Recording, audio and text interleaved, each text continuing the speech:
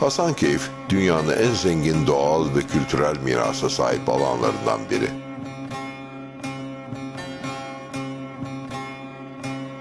Ortaçağ İslam tarihçileri tarafından Hısn Keyfa adıyla bilinen şehrin birkaç adının daha olduğu tarihi kayıtlardan anlaşılıyor.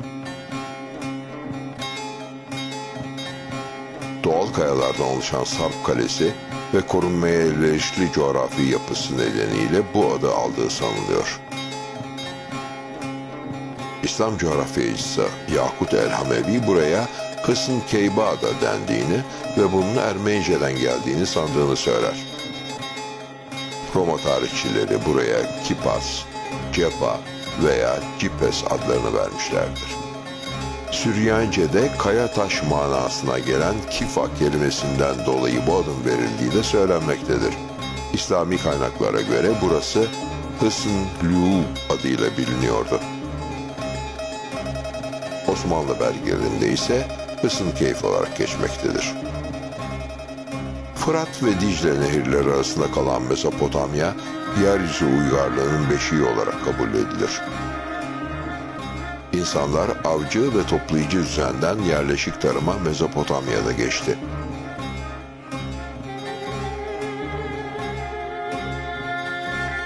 İlk evler, ilk köyler, ilk kentler bu iki nehir arasında inşa edildi. Edebiyatın temeli, insanlığın duygu aracı yazı burada bulundu. Matematik, tıp ve astronomi bu havzada ortaya çıktı. İlk tartı ve ölçü aletleri burada kullanıldı.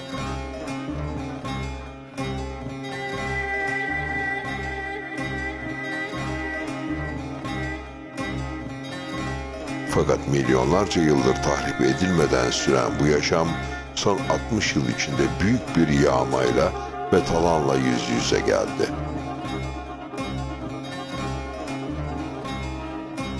Fırat Nehri boyunca uzanan ırmak ve uçsuz bucaksız vadideki ekosistem barajlarla yok oldu.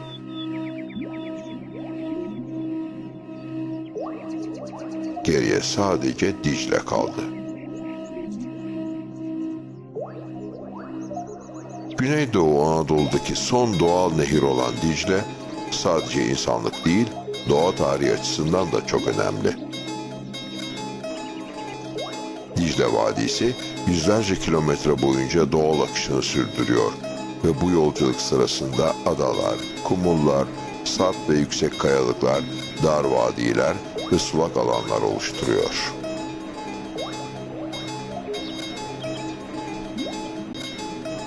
Bu nefes kesen peyzajın dünyada başka bir benzeri bulunmuyor.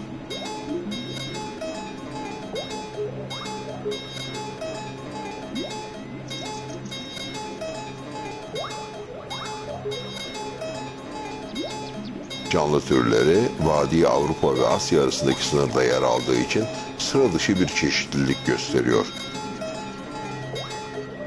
Dicle'nin büyük bir kısmı canlı türleri açısından araştırılmadığı için bölgedeki biyolojik çeşitliliğin envanteri tam olarak bilinmiyor. Ilısu Baraj Projesi çevresel etkileri dahi anlaşılmadan inşa edilmek isteniyor. Eğer buraya planlandığı gibi bir baraj inşa edilirse çok sayıda hayvan türü de yok olup gidecek. Ilısu Baraj Projesi gerekçesiyle bölgede son 60 yıldır hemen hiçbir kalkınma projesi gerçekleştirilmemiş. Tarihi eserler kaderine terk edilmiş. Hasankeyf olağanüstü bir cazibe merkezi olmasına rağmen burada hiçbir turizm altyapısı yapılmamış. Sonuç olarak baraj nedeniyle bölge ekonomisi ciddi zarar görüyor. Peki ya ne olacak? Barajın tamamlanmasının ardından su seviyesi 65 metre yükselecek. Yani tüm Hasankeyf Köprüsü ve mağaralarıyla su altında kalacak. El Rızık Camii'nin yalnızca minaresinin tepesi görünebilecek. Aslında bir çözüm var. Hasankeyf ve içinde bulunduğu eşsiz coğrafyayı koruma altına almak için bir an önce Dünya Mirası listesine alınması gerekiyor. Bu da 10 kriterle belirleniyor. Hindistan'daki Taç Mahal sadece 1, Kamboçya'daki Angkor Wat Tapınağı 2, Çin Seddi 5, Mısır piramitleri 3, Amerika'daki Büyük Kanyon 4, Venedik şehri 5 kriterle bu listede yer alıyor. Oysa Hasankeyf 9 kritere birden sahip. Ama UNESCO'nun listesine girmek ve kurtulması için Kültür Bakanlığı'nın başvurusu gerek.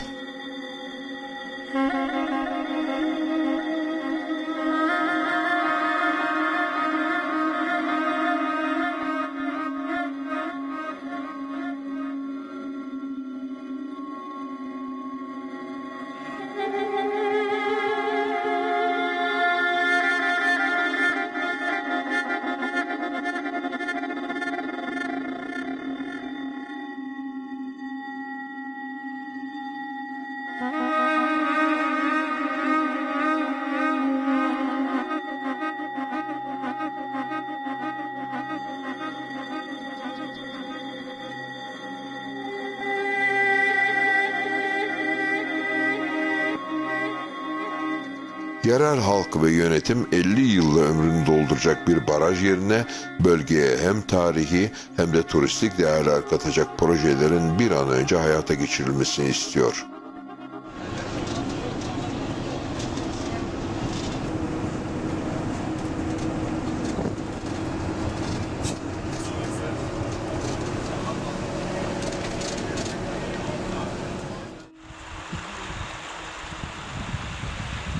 ...12 hane, 13 hane, 14 hane, 15 hane kadar gene o dedim ki olur dedim. Ama bu siyaset içinden dedim ki hep köyden çıkmıştın gitti. Şu anda istese kurtarılabilir. Yani bir barajı bu kadar yüksek yapmanın, bu kadar yüksek enerji elde etmenin acaba menfaati Hasankeyf'i yok etmekten daha mı yüksek? 120 metre yapacağına baraj setini yap 100 metre ya da düşür 90 metre, hiç değilse Hasankeyf'i kurtar. Hasankeyf maalesef artık Hasankeyflilerin değildir. Hasankeyf benimdir, Diyarbakırlı'nındır, İstanbul'undur, İzmirli'nindir, Japon'undur, Çin'indir, Amerikalı'nındır, Arap'ındır. Hasankeyf artık bütün dünyanındır.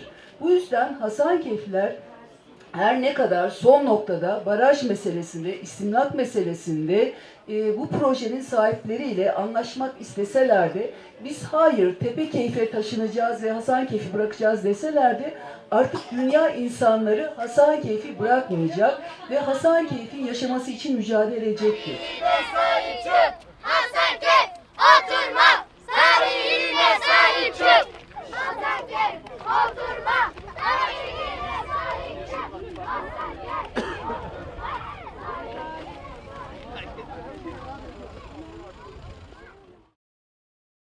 Ulusu Barajı'yla elde edilecek enerji yıllık 3 milyar 800 kilowatt gibi milyon kilowatt gibi bir enerji.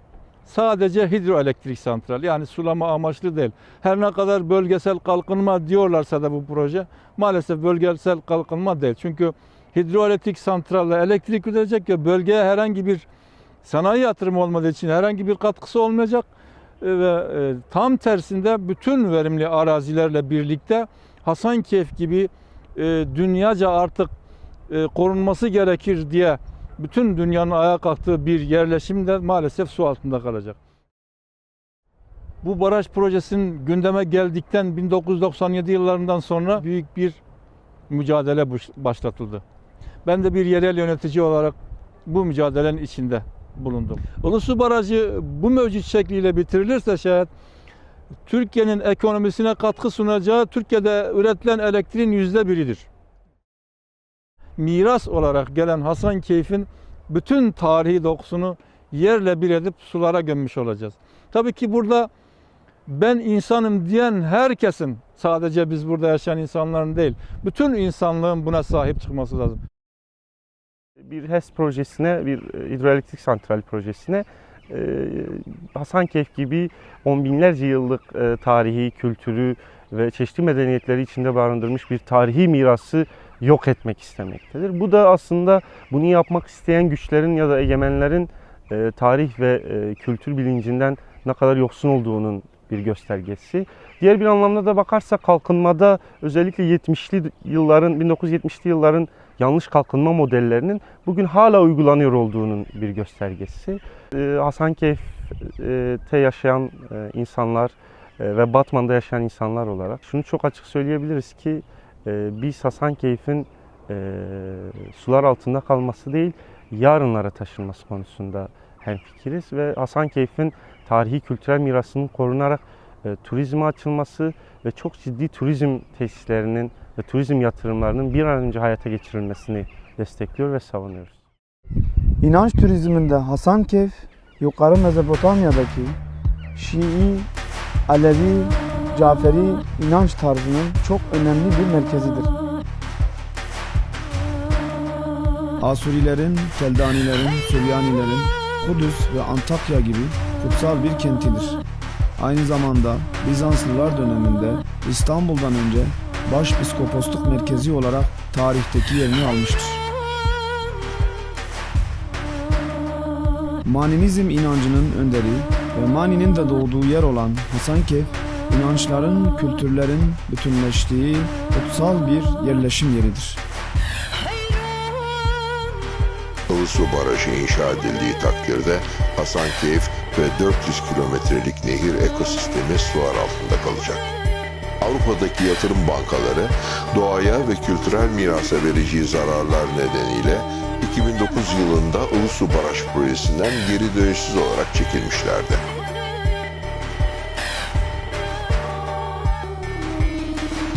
Yalnızca doğa ve tarih değil yok olan, Hasankeyf içinde yaşayan insanlarıyla bir antik kent olma özelliğini taşımakta.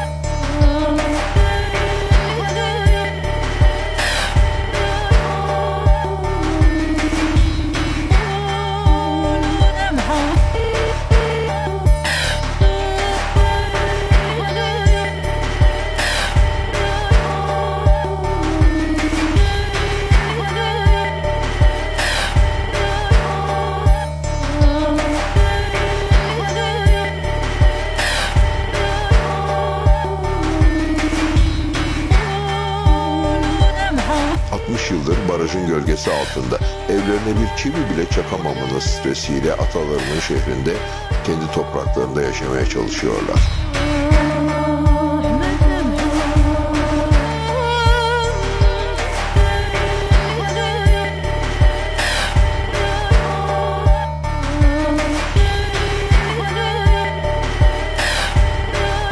Barajın tamamlanmasıyla birlikte toplam 200 yerleşim yerinden 80 bini aşkın insan göç etmek zorunda kalacak. Küçük yerleşim yerlerine alışmış insanları büyük şehirlerde çok ciddi problemler bekliyor.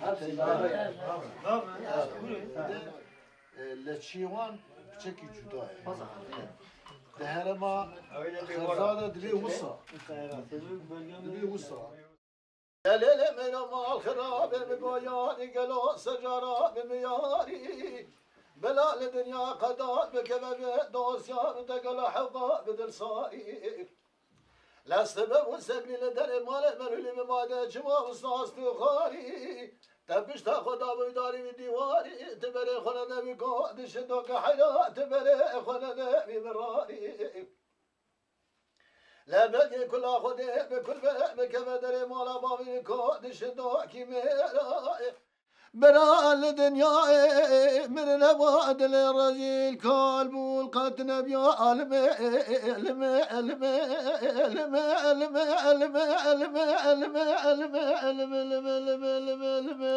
علمي لا خوف عليك برا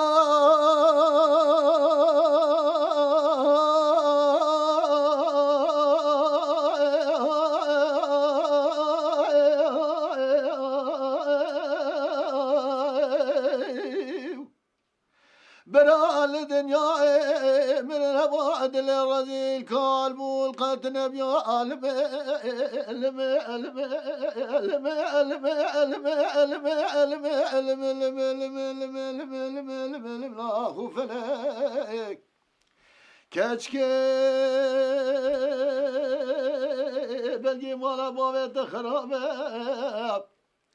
irade çaga khadani qiyamel sere tabavet ram qazegi sere gol ser çaga tedani. Kültür ve Turizm Bakanlığı'nın sular altında bırakılacak olan Hasankeyf'in tanıtımı için bastırdığı broşürlerde Orta Çağ boyunca Mezopotamya'da hüküm süren ulusların savaş arenasına dönüşmüş, istilalarına maruz kalmış ve her şeye rağmen varlığını günümüze kadar sürdürmüştür deniliyor. Oysa ki kenti sular altında bırakacak olan Ilısu Barajı'ndan bahsedilmiyor. 1,5 milyar euroya mal olacak Ilısu Barajı dahil 600 tane yeni baraj projesi var. Hidroelektrik santralleri için 1600'lerinin su kullanım hakları satılmış durumda. Hasankeyf dünyanın ilk yerleşim merkezlerinden, buğdayın ilk ekildiği yerlerden. Yüzyıllardan bugüne gelmiş tarihi ve kültürel varlıkları zaten ortada.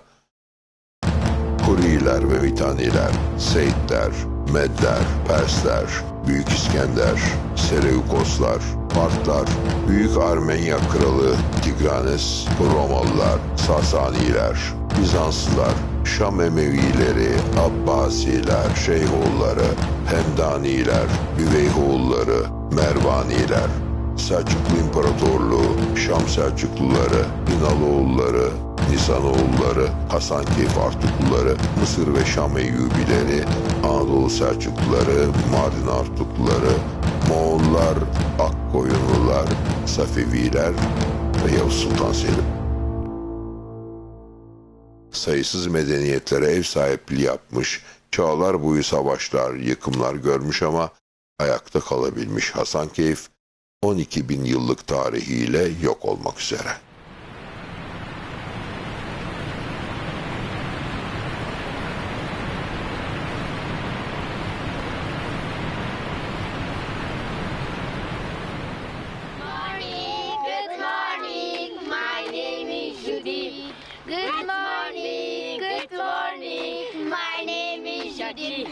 What is this?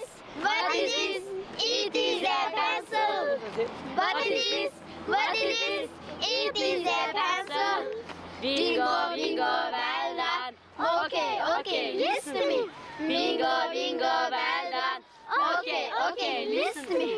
What is this? What is this? It is a pie. What is this? What is this? It's a pie. Bingo, bingo, well done. Oh, bingo, bingo, well done. Bingo, bingo, well done. Bingo, bingo, well done. Goodbye.